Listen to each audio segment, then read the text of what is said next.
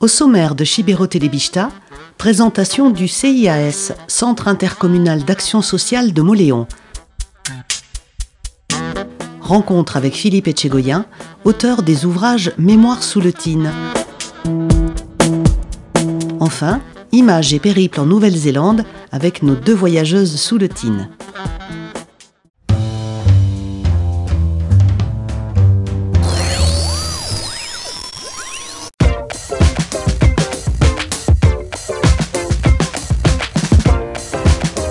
Plusieurs services existent en Soule pour permettre aux personnes âgées ou handicapées de rester à domicile. Présentation aujourd'hui du CIAS Pays Basque. Le CIAS Pays Basque existe depuis le 1er janvier 2019. Il est né en fait de la fusion des 3 CIAS qui existaient avant, le CIAS Garassi-Baïgori, le CIAS Pays de Bidache et le CIAS Pays de Soule. Nous sommes actuellement sur l'antenne de Soule 104 agents qui travaillent sur plusieurs services. Les services d'aide à domicile mandataires gérés par Anne Garcès, qui se situe au Clos des Dominicaines, et les services prestataires d'aide à domicile. Vous allez rencontrer Adeline Ribeiro qui vous expliquera son métier. Le Centre intercommunal d'action sociale intervient auprès de 350 bénéficiaires tous les jours de la semaine, de 7h à 20h. Chez Madame Etchegoyen, oui, je viens 2 fois par semaine, 2 fois 2 heures, selon les besoins et selon leur autonomie, quoi. En général, j'aide les gens qui sont en perte d'autonomie. Je fais le ménage, je fais la soupe, je fais le repas, j'aide à la prise de repas aussi. Ma mission, c'est d'aider les gens à s'habiller s'ils en ont besoin, de faire la toilette, de faire le lit, l'entretien du linge, le repassage. La présence aussi morale, c'est important pour les gens. Parce qu'il y a des gens qui sont assez isolés, il y en a qui sont très accompagnés par leurs enfants, mais il y en a qui sont isolés. En fait, ça leur fait du bien quand on discute. J'aide les gens s'ils ont besoin d'aller faire les courses, ou sinon je fais les courses pour eux aussi. Voilà. Quand ils en ont besoin, que le moral y est pas, on va faire de la balade. Je m'occupe des couchés aussi, des personnes qui sont un peu plus handicapées. Je les stimule un petit peu. S'ils sont capables de marcher, je les aide à faire un petit parcours dans la maison ou à l'extérieur. Je regarde dans le frigo les dates, si le frigo est à faire ou pas. Je lave le four, l'entretien de la maison, les sols, s'il y a du linge à faire, du repassage. Je change les draps si besoin aussi.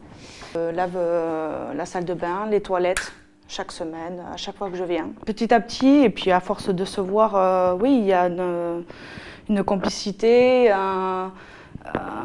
Il y a des choses que les gens nous racontent qu'ils n'osent pas raconter à leurs enfants ou à leur famille. Ce que j'aime, c'est les aider en fait.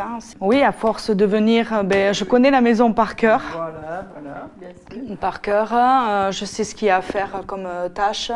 Et il y en a. Il y en a, oui. Mais c'est avec plaisir qu'il faut les faire. Oui. Ça se passe très bien. Très très bien. Oui, très bien. Le CIAS assure aussi un service de portage de repas à domicile. Donc les repas sont fournis par l'entreprise Suari et sont élaborés ici sur Mauléon. Les repas ils sont composés d'une entrée, d'un potage, d'une entrée, d'un plat au choix, d'un fromage, d'un dessert et d'un pain. Donc actuellement on livre entre 100 et 110 repas par jour, du lundi au samedi. Le repas du samedi est livré le vendredi après-midi. Donc l'idée fondamentale en fait du CIAS Pays Basque et ici aussi donc sur l'antenne de Soule, c'est que où que l'on habite en Soule, que l'on soit sur les belles hauteurs de Saint-Engrâce ou que l'on soit en centre-ville de Mauléon, toutes les personnes âgées ou handicapées aient accès au même service d'aide à domicile ou de portage de repas au même prix. C'est vraiment l'idée de base du CIAS Pays Basque et de notre antenne.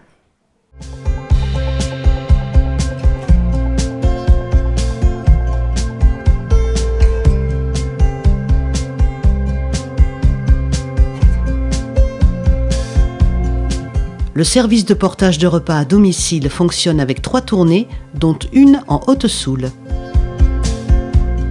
C'est une tournée qui fait environ 130 km. Donc on fait ça du lundi au vendredi après-midi. Voilà, moi je fais le lundi, mardi, mercredi et il y a une autre collègue qui fait jeudi, vendredi. Donc on a à peu près entre 25 et 30 personnes, ça dépend. Il y a des gens qui sont hospitalisés, donc on n'a pas toujours un nombre fixe. Voilà. C'est une tournée qui est très agréable parce que forcément on voit de beaux paysages. Moi j'adore la Haute-Soule, donc c'est vrai que je suis très heureuse de faire cette tournée. En plus les gens sont sympas. Dans beaucoup de maisons ils nous attendent, ils aiment bien discuter, ils aiment bien avoir les nouvelles. Dans ces coins reculés, il y a des gens, ils ne voient pas de personnes des fois de 2-3 jours, quoi. Donc quand on revient le lundi, ils sont super contents, les nouvelles, voilà, ils aiment bien discuter. Disons qu'ils attendent ça comme pour avoir les nouvelles. Donc on va charger notre véhicule le matin à 6 h et on charge la voiture et puis là, à partir de là, on démarre. On a notre liste avec les menus pour chaque personne parce que les personnes choisissent leur menu. On leur donne une feuille 8 jours avant. Et donc ils choisissent les menus et nous on doit tenir compte de ces menus. Alors il y a des menus diabétiques, des menus sans sel.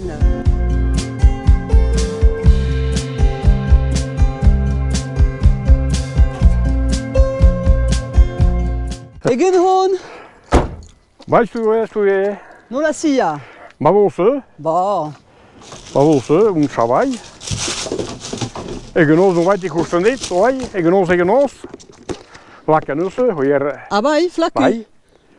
Café harret met een dieet. Bon, Holasek, jantil tussen, ta. bon. Oso gune derrian bizizia, eh? Bij. Nula deitzen da gune hoi. Hou, kartel hou. Bai, Ato, bon. ato kartela. Laranien. Ja, Santa Grazie, ja. Ahal eta zer eraiten zer pentsatzen duzun gure zerbitziaz. Eta kontenussen, Bon, plaza egiten niet azut. bon, Hola nog wat ikusten dit, eta elhestan eta kontenussen. bon. Bai, Aski jateko emaiten dugia. bai, jateko bai, prunki wat dit, bai. Bon, Ez zitten geurd spurki oro finitzen, bai, gaiko in kai wat een zit azut. bai, Eta bai, jateko was teno zeven berriz, ez behan pegi, bon. bai, kontenussen. Hunda? Bai, hun bai. Bai? Bai, hun bai. Bon, bon. Bai. Zer ekarten deizu zerbitzu horrek ordin? Eta bo plaze bat, hola ikustia jenten, ikustit, elhestatzia mini bat, eta plaze bat egiten dizu. Bon. Bestellen bappea, ez padin huen zitten de maluzen duzu. Ah, bai, segur. Eta hola zaldiz, nog wat ikustez, plaze egiten dizu. Bon, untxa. Bai, Kontentzi ordin? konten duzu. Bon, Bai, konten duzu. bon. Eskerrik hani zure parte hartiaz? Bai, ez du zen. Eta bihar arte? Bai, da biharrat. Ale, hoizi. Bai. Voilà. Batu hau. Fin duzu hori hori, Bai. txakur hori ez ditzeratzen, Oh, txasu. Bai. Bo, me zaizte kafiate, ja. Bai. Un petit café, bai. Aigu. Sorry. Ciao. Allez. Aigu. Allez, monsieur.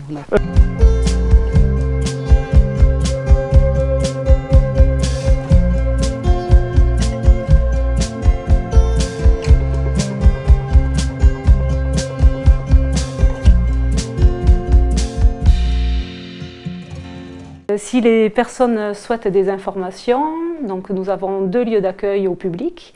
Donc un bureau qui se situe au centre multiservice à Tardets et un bureau ici à la maison des services au public ici à Montléon.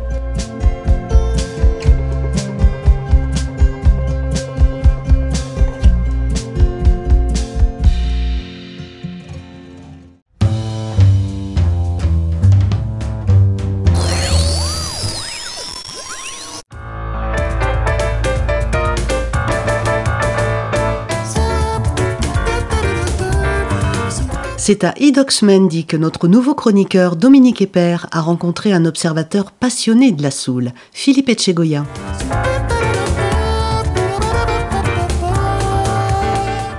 Bon, nous sommes avec Philippe Etchegoyen, fils de métayer, professeur des écoles, directeur d'écoles dans divers endroits dans le monde. Oui. Voilà, en passant de Saint-Sébastien à Tahiti, La Paz, le Sénégal, en Iran, et on en oublie la moitié. Féru d'histoire, plus particulièrement l'histoire de la Soule, hein, sur lequel tu as écrit, je crois, 2 tomes de tes mémoires, ou des mémoires souletines. Hein.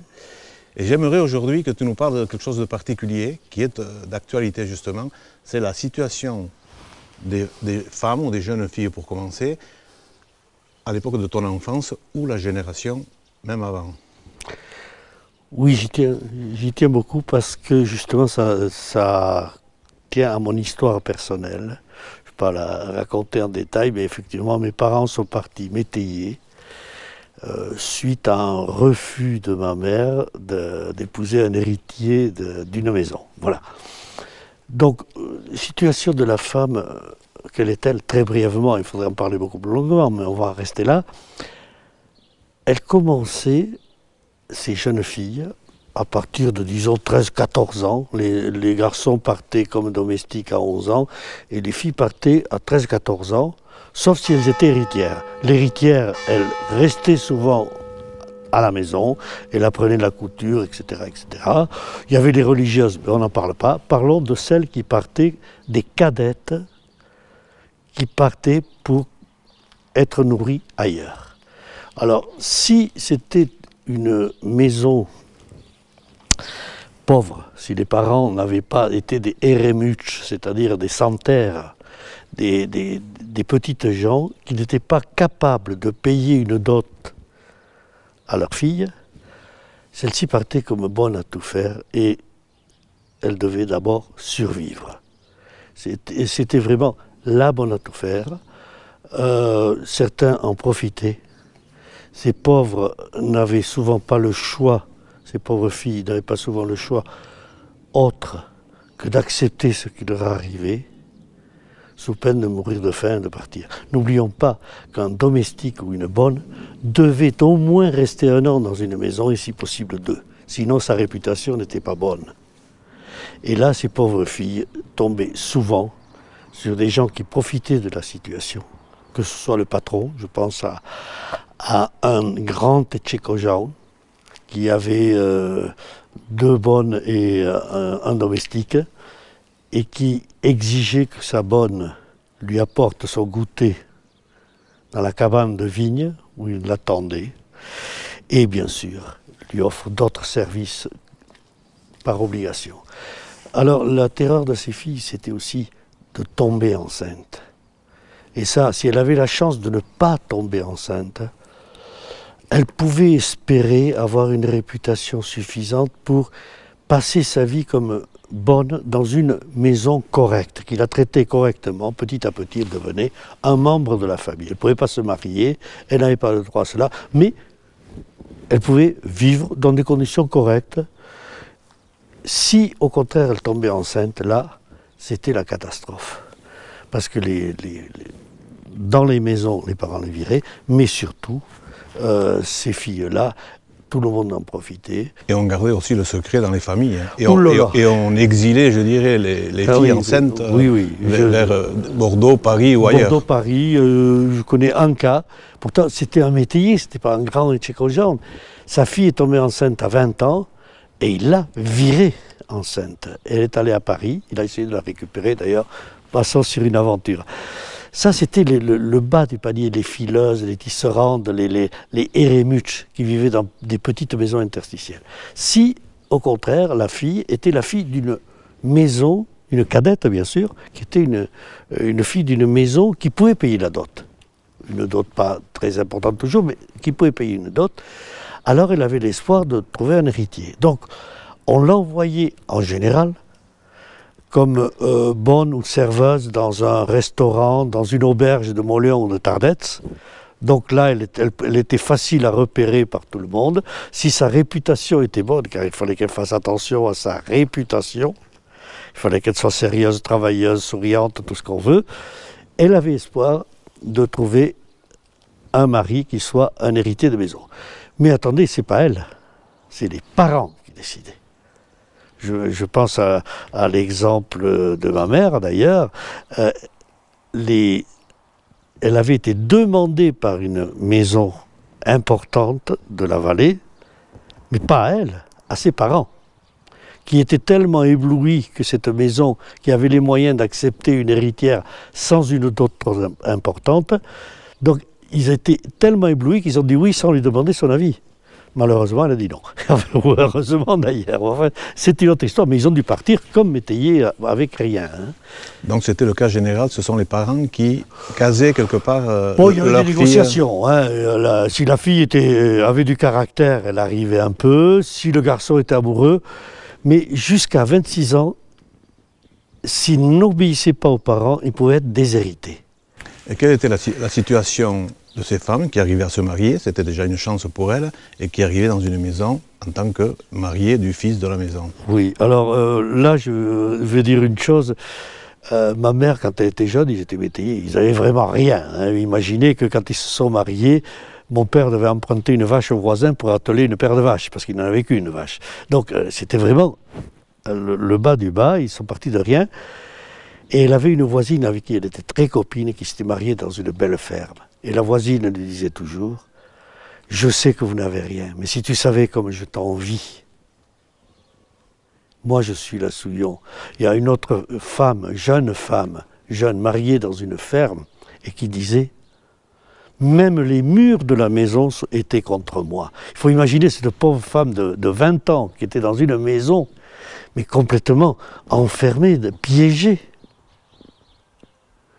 Alors, ce n'était pas toujours le cas. Et qui devait s'occuper de son mari, de faire des enfants, ah, oui, oui. Et de s'occuper des frères qui étaient souvent à la maison, des de l'oncle, des parents ou des fois des grands-parents. Oui, oui. C'était vraiment... la fille était là pour apporter des enfants à une dot. Voilà, la jeune maîtresse de maison, c'était terrible à dire, mais c'était souvent cela. Maintenant, si elle avait du caractère, elle pouvait faire le trou. Il y a aussi des exemples de jeunes patronnes qui est arrivée là, qui a fait le ménage, et ce sont les vieux qui ont souffert. Pensez que si le père et le gendre ne s'entendaient pas, l'extérieur était assez vaste, ils pouvaient aller chacun de son côté pour travailler. Mais la cuisine, il y en avait une. Même si la coutume de Soule prévoyait la séparation de la propriété, de la jouissance, c'était très difficile. Alors on voit quelle situation ont connu ces femmes. À quel moment tu penses que les choses ont commencé à s'améliorer? Pour moi, je situe ça après le grand bouleversement de la Première Guerre mondiale. Jusqu'à la Première Guerre mondiale, c'était vraiment un équilibre fragile des maisons. Il n'y avait pas d'argent. Et vivaient dans les dettes, on empruntait, on attendait la dot pour rembourser la dette, etc. Après la Première Guerre mondiale, ma mère disait que ce qui avait sauvé beaucoup de fermes, c'était la Première Guerre mondiale, parce que le sou du soldat qu'on versait à ceux qui étaient mobilisés, qui était une très petite somme, mais c'était extraordinaire pour la maison. Et ça leur a permis de trouver un équilibre financier un peu plus intéressant.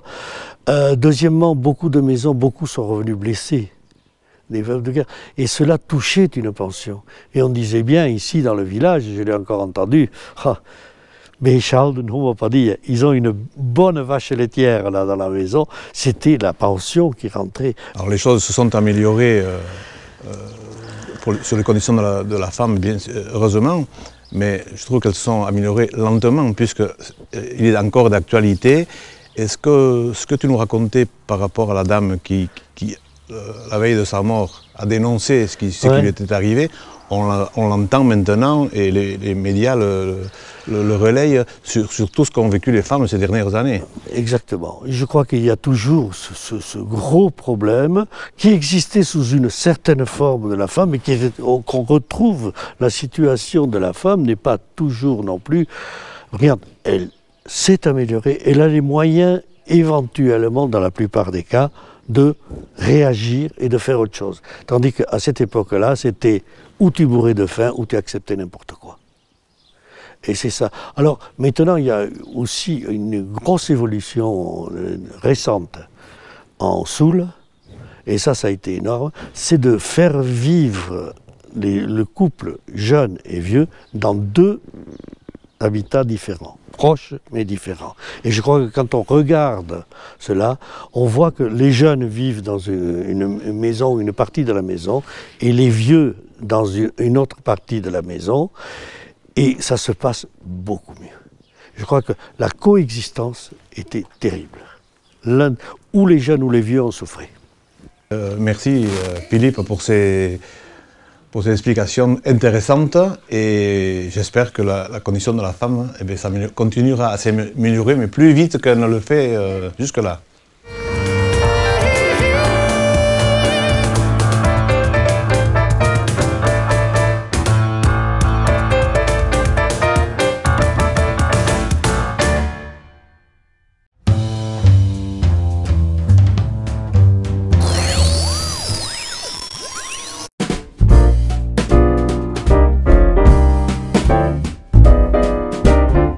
Nos aventurières souletines, Marie et Johanna, sont parties de la Haute-Soule le 20 octobre 2019. Direction Nouvelle-Zélande. Salut! Donc moi c'est Johanna. Et moi c'est Marie. Donc on va vous parler un peu de notre voyage en Nouvelle-Zélande où on est maintenant depuis 5 mois. Donc on est deux copines de longue date et on avait déjà pour projet de partir ensemble en voyage. Et là, vu que c'était la fin de nos études, on s'est dit que c'était le bon moment. Donc pourquoi la Nouvelle-Zélande? Donc comme beaucoup, les paysages ça nous faisait rêver. Et on savait que c'était facile d'obtenir le permis ou le visa vacances-travail qui permet de travailler et de voyager pendant 1 an. Donc c'est pour ça qu'on a choisi la Nouvelle-Zélande. Donc on est arrivé à Auckland le 23 octobre 2019. Et donc première mission c'était de trouver, d'acheter un van. Et ensuite il fallait qu'on ouvre un compte bancaire pour pouvoir travailler ici. Donc au bout d'1 semaine et 1 jour, on a enfin réussi à trouver le van, ce qui nous a permis de partir à la route. Donc on est parti dans le nord de l'île du Nord. Là c'était des paysages incroyables comme le Cap Ringas, là où il y a des grandes falaises et des bords de mer magnifiques. Ouais, avec une forêt très sauvage et ouais, ça fait un peu exotique. Ouais, c'est super beau. Et donc après on a fait pendant 10 jours du woofing. Donc le woofing, c'est le principe, c'est d'aller chez des gens pendant 10 jours et de travailler en échange du logement et de la nourriture. Donc nous, on a fait du jardinage chez 2 dames et c'était une super expérience. Ouais, et ça nous a permis d'améliorer notre anglais un peu et d'apprendre plein de trucs sur la Nouvelle-Zélande vu qu'on n'y connaissait rien. D'apprendre aussi que les kiwis, comme on les surnomme, les habitants de Nouvelle-Zélande, ont une façon très particulière de manger le midi. C'est-à-dire qu'ils mangent qu'un sandwich, donc nous, ça nous a fait très bizarre. Ça nous paraissait ridicule, mais voilà. Donc suite à ça, on est parti, on a continué notre road trip dans l'île du Nord. Et après 15 jours, on a décidé qu'il fallait qu'on trouve notre premier job ici.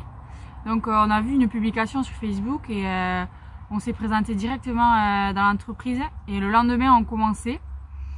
Donc ce travail c'était dans les kiwis, donc il fallait qu'on plante les plants de kiwis et qu'on s'en occupe, il fallait qu'on les accroche au tuteur quand ils grandissaient, qu'on arrache les bourgeons. Donc c'était un travail assez physique, on faisait 45 à 50 heures de travail par semaine et on était payé au minimum avec des postures assez on était pliés toute la journée. Mais ça nous a apporté beaucoup parce qu'on a rencontré beaucoup de monde là-bas, notamment des Français avec qui on a noué des liens très forts et avec qui on a gardé contact, d'ailleurs qu'on a recroisé dans toute la Nouvelle-Zélande et qu'on compte d'ailleurs revoir en France. Ouais. Non, et nos patrons étaient géniaux aussi, c'était vraiment l'ambiance hyper cool. Une bonne première expérience. Ouais. Donc après 2 semaines et demie dans ce boulot, on a repris les routes et on a été visiter Rotorua, qui est une région géothermique, et le volcan Taranaki, qui est l'un des des volcans de Nouvelle-Zélande. de Nouvelle-Zélande. Donc on a fait une rando de 2 jours. Qui était super cool puisqu'on a vu le volcan sous tous ses angles. C'était incroyable avec un beau temps, un temps magnifique, c'était cool. Et donc après ce petit trek de 2 jours, on a notre woofing, donc on avait fait au début de notre arrivée. Nous avait trouvé un travail dans le Coromandel.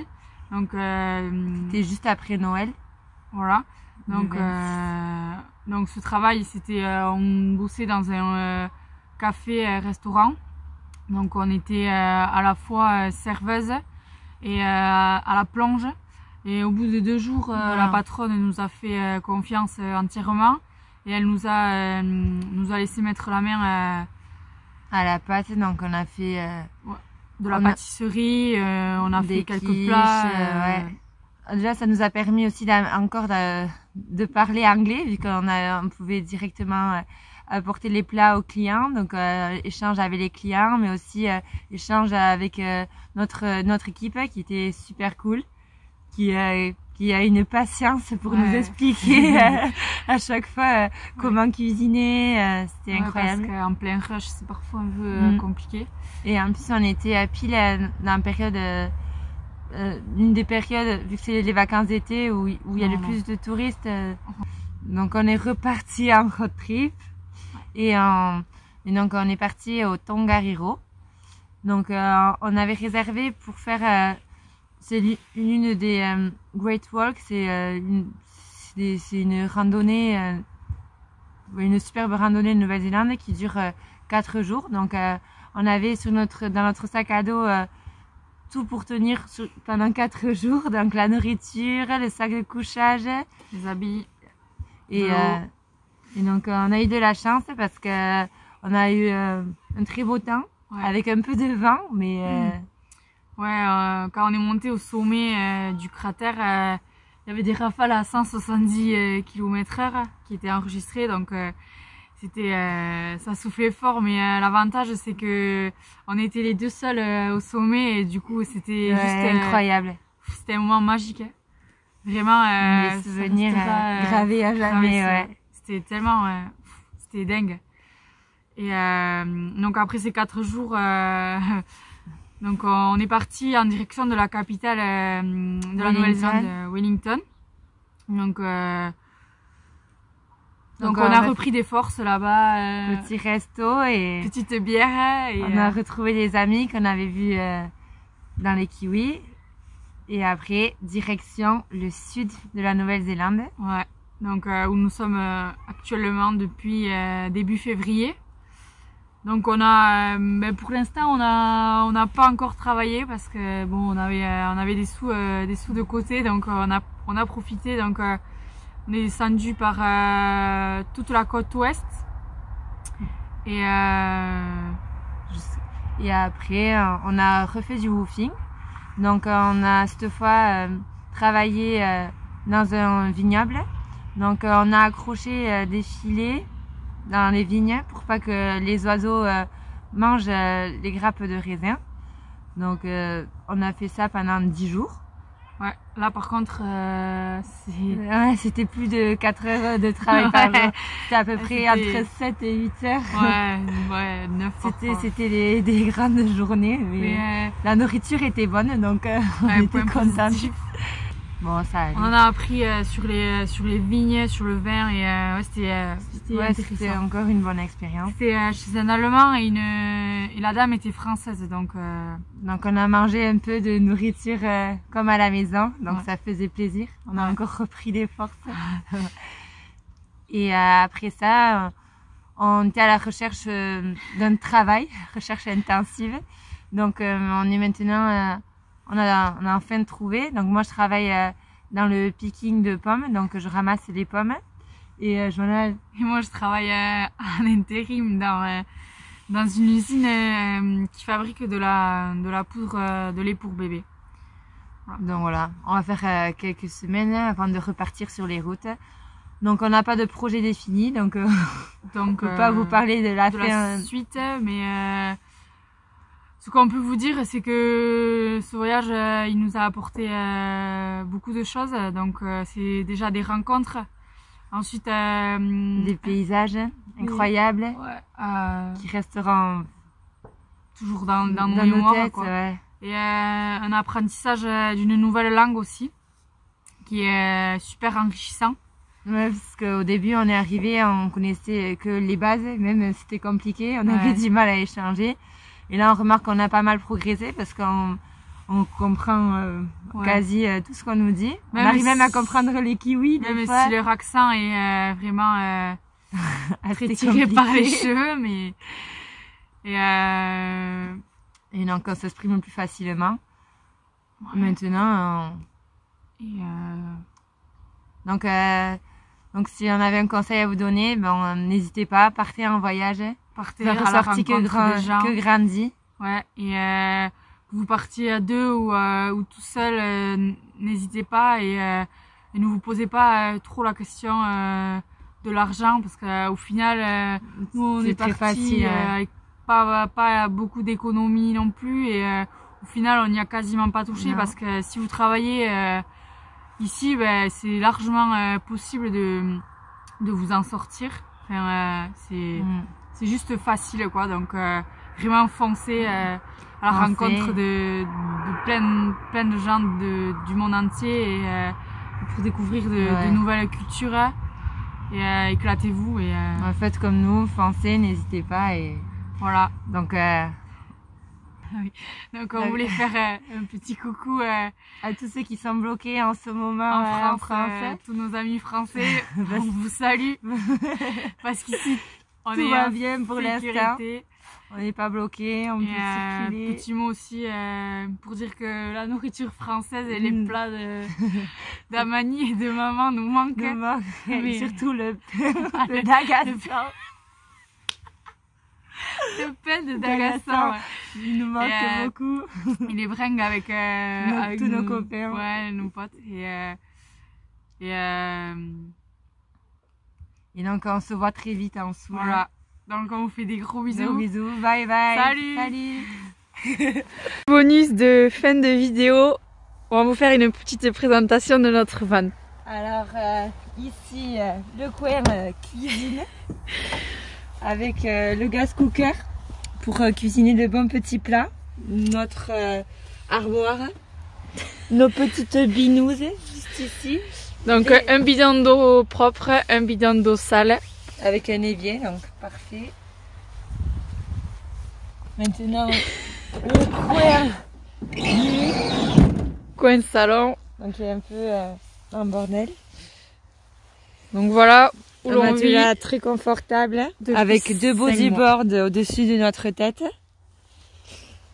Voilà où l'on vit depuis 5 mois.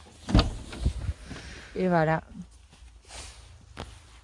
Voilà notre maison.